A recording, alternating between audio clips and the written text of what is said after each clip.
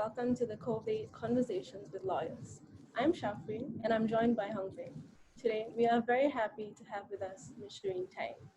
Ms. Tang is the managing partner at the Singapore office of Morrison and Foersters, with particular experience in corporate real estate matters and complex cross-border transactions. She has had a number of standout achievements, such as being included in the top 40 under 40 outstanding private practice lawyers in 2017, and is being named Southeast Asian Women Lawyer of the Year in 2018. Today, however, we'll be exploring a different aspect of legal work with Ms. Tang, that of mental health. Ms. Tang has championed mental health and work-life balance in the workplace and is actively involved in ensuring inclusive workplaces, which includes the retention and advancement of women in the legal profession. She's an active member of Morrison and Foersters Women's Strategy Committee, as well as various mental health and well-being focused initiatives, such as the COVID-19 community support. So, Ms. Tang, this COVID-19 period has been a tumultuous period for everyone in the community. Could you maybe elaborate on the mental health challenges faced by the employees at Morrison and Foersters? Sure, Shafrin, happy to do that. Like any other large employer or organization, I mean, we have people worldwide. We have 2,000 employees and partners in 17 offices. And so I think, it's really the range of personal challenges that everyone experiences. And so what I've realized is people struggle with many different things. And so it can be, anything from anxiety to stress from trying to perform work up to the usual standards while juggling childcare and fraying nerves, and for many people worrying about their parents who live in a different country or a different state.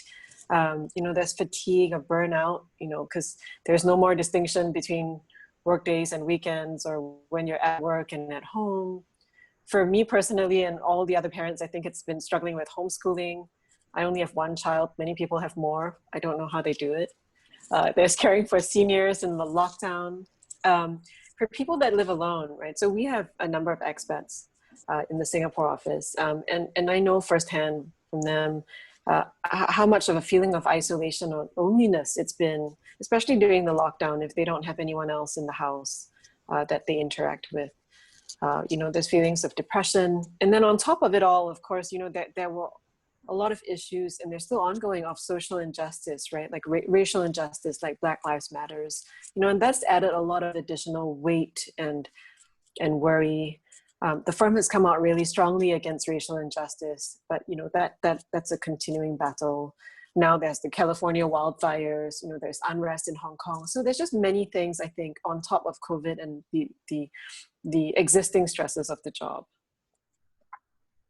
Right, of course. And in addition to the added community stresses, practicing law itself can be a very stressful profession. As you elaborated with this number of international officers and different communities engaged, are there any unique stresses of the legal profession that you think has been kind of exemplified by COVID-19?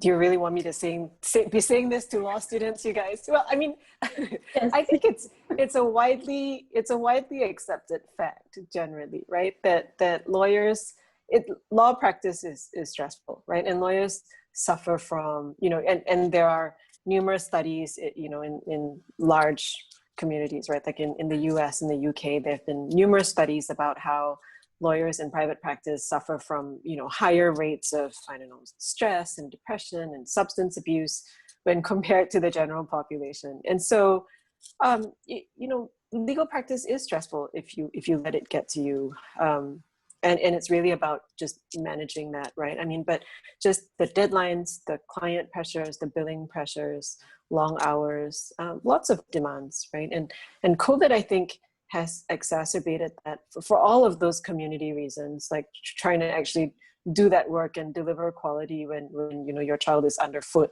things like that, right? And also, I think that's just the nature of practice. And so some practices have slowed down because of COVID, and others have been tremendously busy. And each of those things, I think, is a source of stress for people in those practices, on top of everything else. Of course. And as you spoke about the broader community troubles that are occurring, perhaps one of the community justices right now is the equality of gender and women in workplaces as well. And as someone who's been championing these rights, perhaps you could elaborate on the unique stresses that women lawyers might feel in this time beyond Uh, just.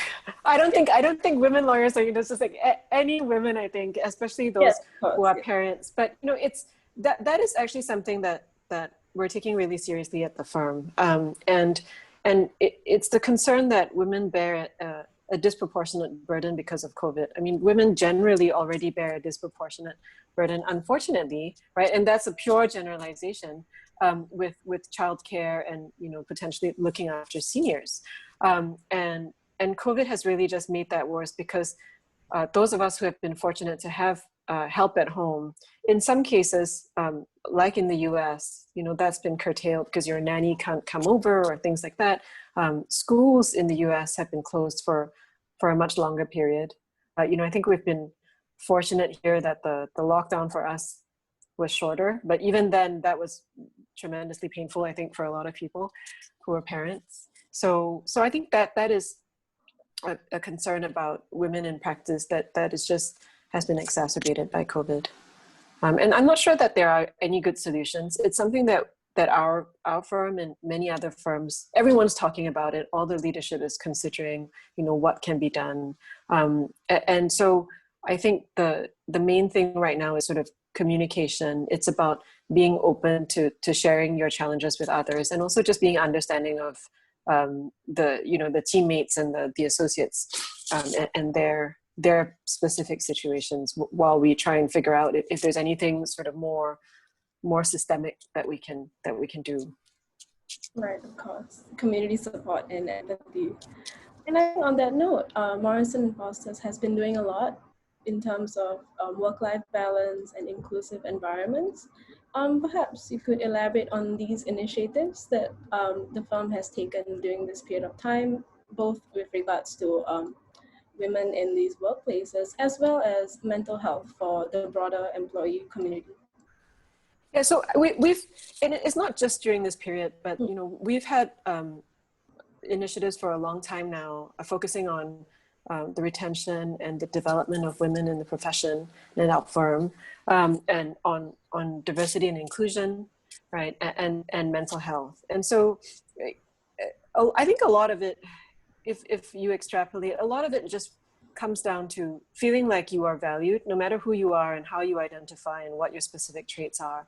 Feeling like you are valued at the firm and you can be your authentic self, and that is recognized. And I think that's very powerful because that allows people to be the best version of themselves, and it translates into more, I think, happier people, a better quality of work, and just more ownership in what people do. And so really that's underscored a lot of everything that we've done across those different initiatives. And I think so with COVID specifically, we've been very focused on sort of tailoring the existing mental health initiatives, which we started way before COVID. It's not COVID specific, but with regard to COVID, what we've tried to do is so some of the offices where there's backup childcare, like in the US, for example, we have programs where employees can use the backup childcare so that they can take a break. We've had webinars for working parents, specifically for different age groups, right? How do you deal with toddlers? How do you deal with grade school children? So trying to have webinars to see how best for parents to cope with having these different age groups at home, and how to keep them engaged. We've given everyone a subscription for free to the Calm app, which actually I've been using quite a lot, the Calm meditation app.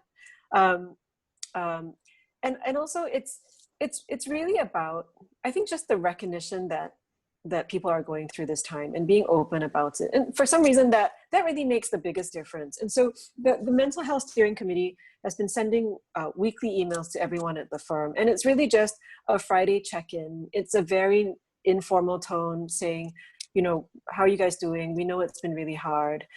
Normalizing, prioritizing your mental health, right? So sending links to interesting articles or you know, that course online about, you know, the science of happiness. And just really acknowledging what people are going through, you know, struggling with all the demands of work and in isolation. And that alone, I think, has made one of the biggest differences. We get feedback from staff who receive those emails. And one of them said, you know, I can't tell you how much this email means to me. It really brought tears to my eyes. Just for someone to say, everyone is going through this as well. We know how hard it's been, and really just acknowledging it. And you know, so this email, it basically was it sort of really emphasized for me what a big difference it makes to have leadership sort of set the tone and have the conversation and acknowledge how difficult it is. And we've been encouraging people to take time off, to take mental health days, to take their vacation, and not be afraid to take vacation just because, you know, it's COVID or you're afraid that you're a bit slow, you know. So that, I think, has made the biggest difference is the leadership setting the tone. And then with all the policies that follow, right? So you really show that we're serious about these initiatives. Ms. Tang, you mentioned that one of the biggest ways of making, ensuring that mental health of the workers is taken care of is making sure they feel valued. And do you think this is a culture, a spirit that can be rolled out across Singapore, especially given some older generations who believe that to work is to grind, so to speak, and that could become particularly toxic given the COVID-19 situation. What are your thoughts on this? So I've actually been very encouraged to see how widely people are now talking about employee welfare and workplace mental health and you know, the so-called softer side things that, yeah, in a different generation, it was very, you know, it was just very uncommon to talk about. You know, you had the concepts of FaceTime, like you actually have to be in the office until the boss leaves.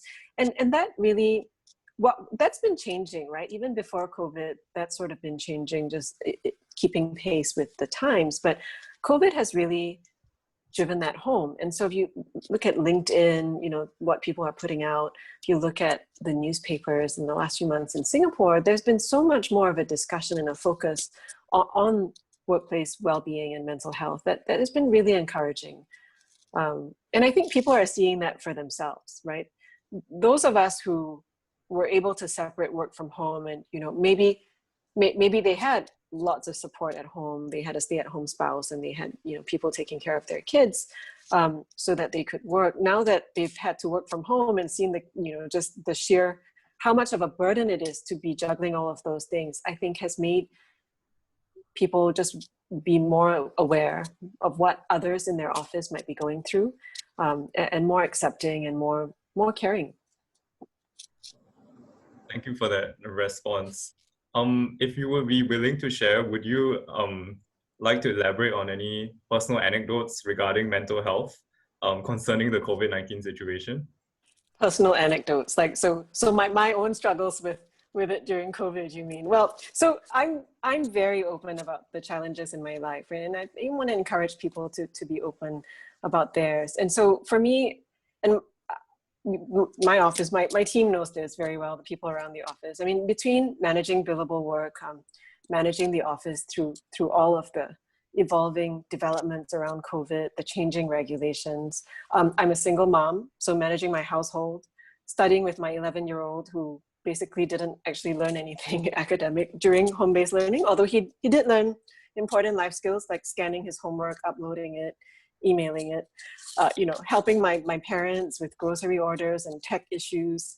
So it's a lot, right? So you're on a conference call at home with a client about a billable matter, right? And then the son comes in and says, can you help me scan the homework, or my monitor is not working? And then the parents are texting saying, the TV is broken, you come and fix it because it's locked down and there's no tech support. And so there's a lot, right? And then in the middle of all that, yeah, I'm fortunate to have a helper. She's been with me for 10 years. In the middle of all that, my helper had to go home because you know, her dad's dementia was getting worse. And so I lost my helper in the middle of all that. And so it got to be, I was fine in the beginning. And I think until about July when all this happened, I was like, okay, it got to be too much. And quite frankly, I mean, I did not have enough of the emotional and mental energy to do the things that I wanted to do for the office. There were initiatives that I wanted to sort of launch in the office around COVID, and just acknowledging what everybody else had been through while continuing to deliver really exemplary client service. But for a while, I just had to take time out and, just recover and hide out on my couch with Netflix and just recover from all that before I was able to sort of come around to that again. And so I've done that now, and done the things around the office, but it's very real. And, you sort of find yourself just getting tired and just not wanting to engage. You get the work done, right? The work gets done.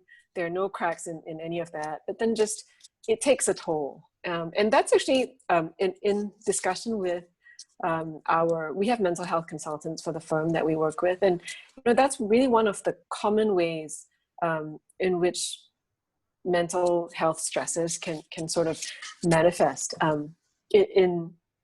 in lawyers, right? Because we're all high performing. We're used to delivering under pressure. And so, yeah, maybe the work there are no cracks in the work, right? In your daily interactions, you get everything done. It's not, nobody notices anything, but then you just run out of energy for everything else. And so then you need to take time off, do what you need to recharge, whether it's working out or, like for me, just Netflix on the couch. But it's made me much more aware of other people's challenges and needs as well. I think that's a very poignant point that you raised, that we can all be very high performing, but mental health is an issue that affects everyone and doesn't discriminate us based on our ability to deliver. And I feel that your recognition of this is something that we can all learn about, present members of the legal industry and future members of the legal industry.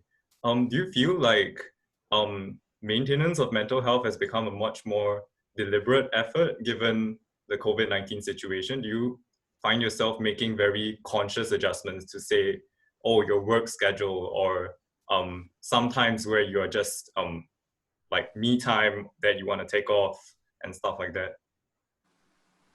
I don't know about I don't know about me time where I'm unavailable for work, but I definitely, I think for myself I give myself more leeway, right? So like if I felt, I was stressed by the fact that I just couldn't get the energy to do the things I wanted to do for the office, and I was like, wait, I'm just going to give myself a break. I recognize that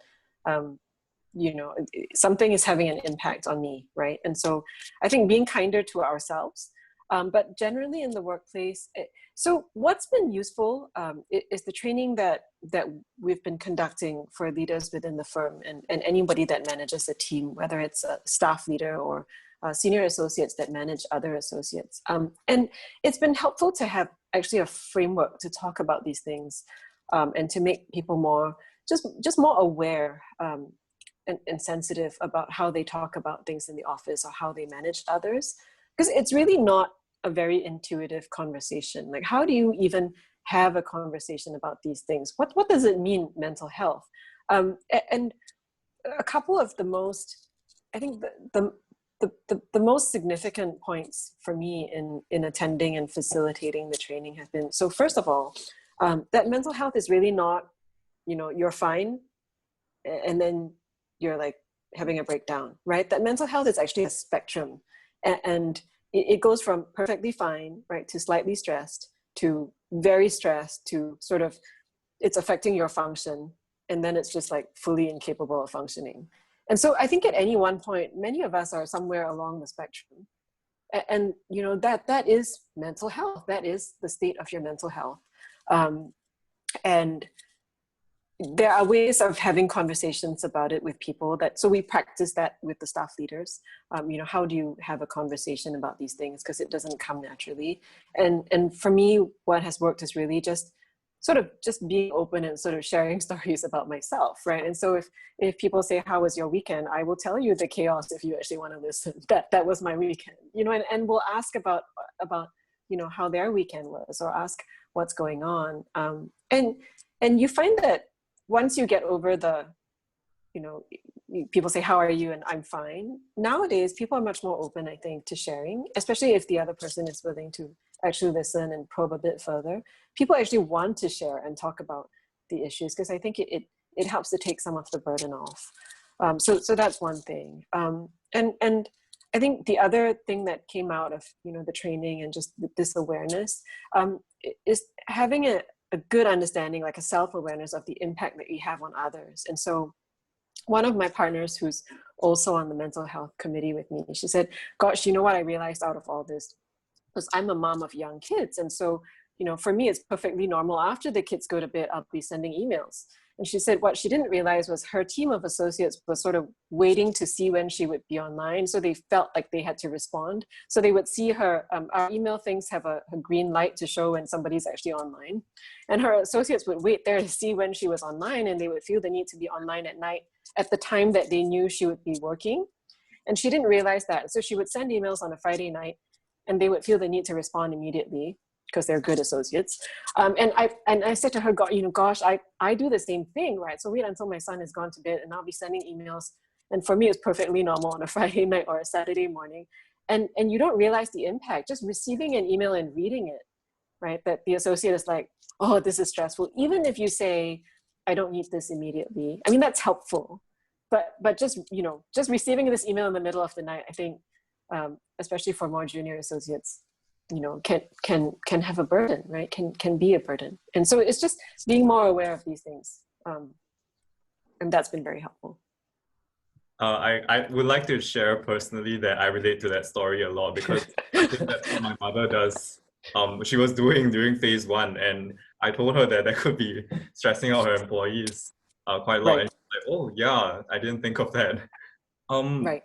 Do you feel like there are particularly difficult topics to broach, to talk about during COVID-19, especially given how it's caused worries about job security and career progression? Do you think that these topics remain sort of taboo within the workplace?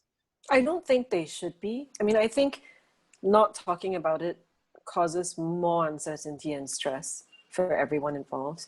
And so I mean, it's a widespread issue, right? We're in a recession, and there's so many reports about law firms and other sorts of businesses sort of taking measures to cut back or free salaries or any of that. And depending on no matter what the measures are at the firm, I think it's important, and we do this, to communicate clearly and frequently with everyone, right? And so people are reasonable, they're not expecting that there'll be some magic and, but whatever it is, whether it's bad news or not, I think it's important to communicate that so people know where they stand, and to communicate that with compassion, right? You don't, so you don't sugarcoat it, but also, you show people that we care, right? About them and about how it's having an impact in their lives. Yeah, I think as a student, I cannot fully empathize with the situation, but I definitely agree with that perspective that certain things shouldn't be sugarcoated and they should be communicated really clearly, and that I think gives across a certain kind of empathy as well. Yeah, I think we are coming to the end of the interview. Ms. Tang, do you have any last words of wisdom to share to people struggling out there, or just everyone in general who has been affected by the COVID-19 situation? I think it's just, well, I don't know about words of wisdom, but it's really cutting ourselves a break, right? I mean, it's hard. You feel like you should be normal, and it's like, what's going on with me? Why am I feeling tired or maybe withdrawn? But all of these things have a hidden impact, right? You might not even realize it, but we're absorbing all of this around us. It's not just COVID, it's all of the chaos going on in the world. And so I think it's just about really being kinder to ourselves and everyone around us, and recognizing that we're human. These things do have an impact. Yeah, I think that makes total sense, that we are all human. I think that's a very nice note to end the interview. NUS COVID would like to thank Ms. Tang for taking the time to be with us today. and for the valuable insights into mental health at the workplace that you have contributed. So with that, stay safe, everyone, and we hope to see you on the next Conversations with Lawyers interview. Thank you. Thank you, guys. It's been a pleasure.